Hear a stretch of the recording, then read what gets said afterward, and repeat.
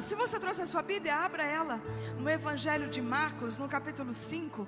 Nós vamos meditar aqui um pouquinho, um trecho da palavra do Senhor, não é a respeito, é uma passagem bastante conhecida, mas o Senhor sempre tem algo novo para se derramar nos seus filhos.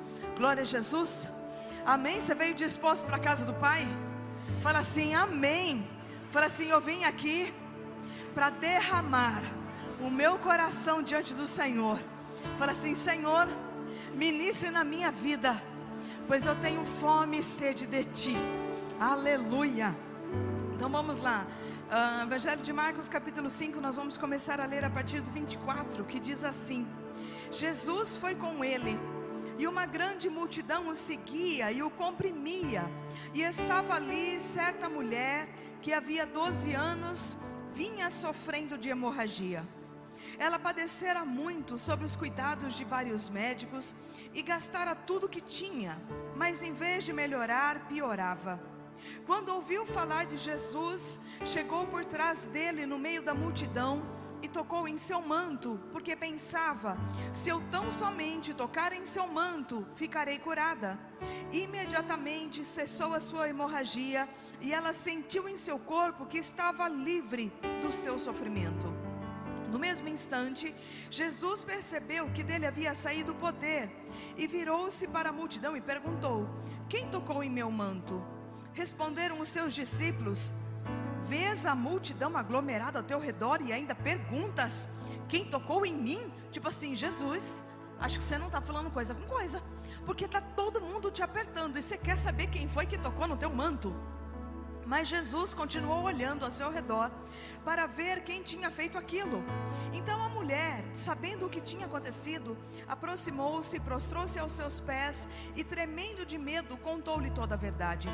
Então ele lhe disse: filha, a sua fé a curou, vá em paz e fique livre do seu sofrimento. Amém?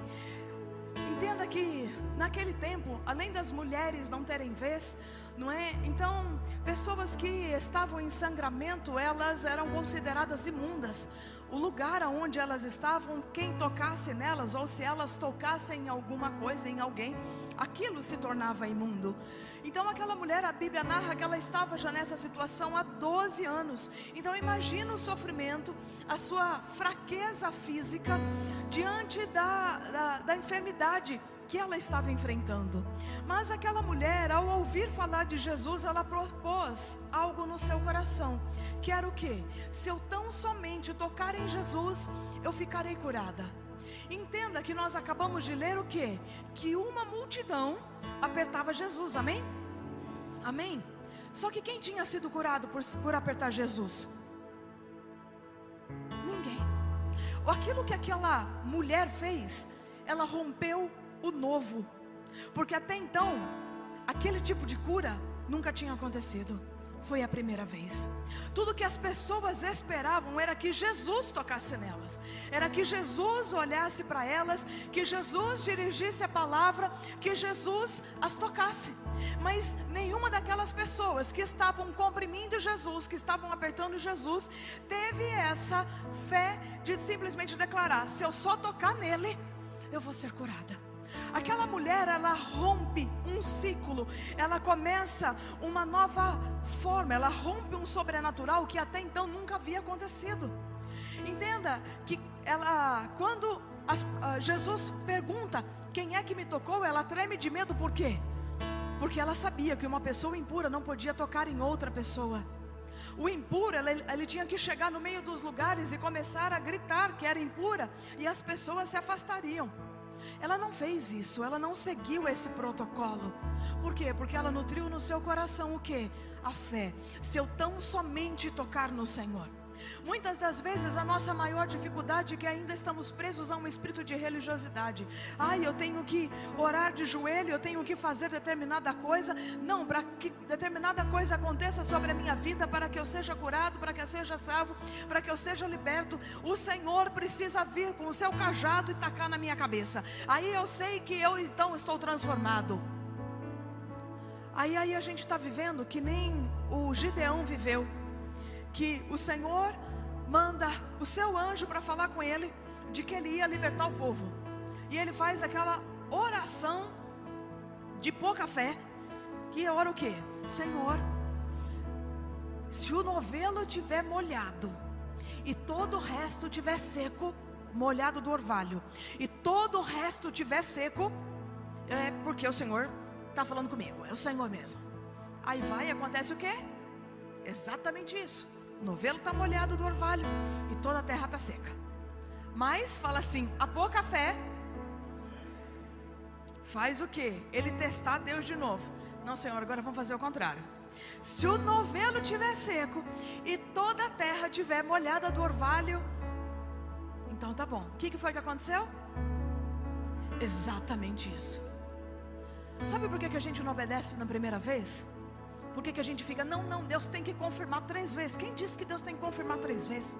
Falar que Deus tem que confirmar 3 vezes acerca de alguma coisa, fala assim, é falta de fé. Conta aí, fala assim, se você pedir para Deus ficar confirmando aquilo que Ele já falou, você não tem fé, você não acredita em Deus. Aquela mulher não esperou que ninguém tocasse em Jesus, ela falou, se eu tocar, eu sou curada. Pergunta agora aí para esse crente que está perto de você, dá uma encaradinha, fala assim, aonde é que a tua fé está te levando?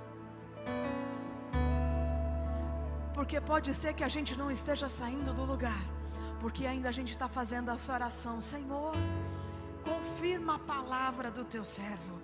Senhor, faz assim, faz um anjo aparecer no meio dos meus sonhos, faz que alguém me cumprimente de uma maneira tal. E Deus está lá, eu já falei, criatura, aumenta a fé desse povo. E a fé é aumentada de que maneira? Pelo ouvir e ouvir a palavra de Deus. Quando nós ouvimos a palavra do Senhor, a fé, ela acende dentro do nosso coração. A fé, ela não se baseia no noticiário, a fé não se baseia no sentimento, a fé não se baseia muito menos na razão, na nossa lógica, na nossa mentalidade de programar que Deus vai usar fulano para me abençoar. Deus não usa a nossa lógica, Deus simplesmente é Deus. Deus faz do jeito que Ele bem entender. E quando Deus faz, quem já provou disso? Quando Deus faz, a gente fala assim, milagre veio de onde eu nem sequer imaginava. É ou não é? Quem já viveu isso? Eu já vivi muitas vezes. Então, para a glória dele, não a minha, né? Porque também eu já fiz essa oração de pule, tá, gente? Senhor, confirma a tua palavra. Será que é isso mesmo? Não é? É bem isso. E nós precisamos o quê? Parar de pedir confirmação. Parar de ficar agindo pela fé dos outros. Parar de ficar seguindo instruções, assim como essa mulher, ela rompeu o sobrenatural de uma coisa que ninguém havia feito, e ninguém chegou para ela e falou assim, viu, faz assim que o Senhor vai liberar sobre a sua vida. Não, ela creu. Repete assim comigo, ela creu. E agora eu te faço essa pergunta, no que você crê? Que você não venha aqui nessa noite, deixa eu ver lá se Deus me ouve. Gente, Deus não é surdo para que não ouça. E a palavra declara que nem a mão dele está encolhida para que não possa salvar. Significa que Deus não muda. Está escrito lá em Malaquias, eu não mudo. Não é? Então quem é que tem que ajustar? Fala assim, é o vaso aqui, ó. Pode falar com fé. Fala assim, é o vaso aqui que tem que mudar e ajustar. Que a gente peça ao Senhor, Senhor, eu quero ter ouvidos para ouvir, um coração inclinado para obedecer e discernir, Senhor, a tua voz. Senhor, eu não quero ser incrédulo a ponto de pedir ao Senhor por confirmação. Eu quero obedecer de imediato. Senhor, eu não vim aqui para pedir, eu já creio que eu vou sair daqui abençoado. Amém? Porque o Senhor é fiel e justo para abençoar, para fazer prosperar todos aqueles que buscam a sua face. A Bíblia fala que aqueles que buscam a face do Senhor, eles encontrarão. Que você não venha aqui estar por estar, mas fala assim, Senhor, eu vim aqui porque eu quero ouvir a sua voz. Senhor, eu venho aqui porque eu quero ser renovado, eu quero ser encorajado. Eu venho aqui, Senhor, porque eu sei que só o Senhor tem as palavras de vida eterna, que vão transformar a minha vida e que vão causar em mim tudo aquilo que eu preciso. Amém? Amém. Coloca a mão sobre o seu coração. Senhor, Somos gratos a Ti pela Tua obra redentora na cruz. Somos gratos, Pai, pela Tua palavra, que nos ensina, assim como essa mulher, a ousar na fé. Senhor, Pedro ousou na fé ao pedir para andar sobre as águas, e através da Tua palavra Pedro andou. Senhor, que o medo, que a intimidação, que a vergonha, que a incredulidade não encontre pouso, Senhor, na nossa vida, mas que sejamos movidos por aquilo que cremos no Senhor, o Deus Todo-Poderoso, o Deus que é onipotente, onipresente, onisciente, o Deus que abre portas, o Deus que fecha portas, o Deus que destitui reis e constitui reis, o Deus que transforma a nossa vida, o Deus que rasga a cédula contrária contra nós, o Deus que nos cura, que nos resgata, que nos salva e que nos transforma. Senhor, Tu és aquele que tem todo o poder em Tuas mãos. Senhor, nós não queremos que a incredulidade esteja atada ao nosso coração, não queremos ser conduzidos pelo medo, Senhor, mas queremos ser conduzidos pela nossa fé, pela nossa confiança, pelo nosso amor no Senhor.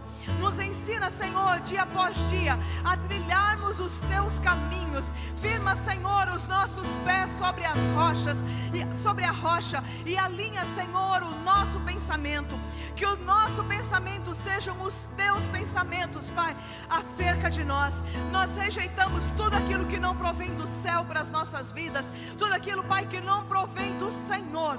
Recebemos, Pai, a Tua boa porção nesta noite, que o Senhor nos vista e nos revista, ó Deus, da Tua armadura. Eis-nos aqui, Senhor, cumpra nas nossas vidas o Teu bem-querer e nos conduza dia após dia, Pai, à sala do trono, pois a nossa confiança está em Ti, o Senhor nosso Deus.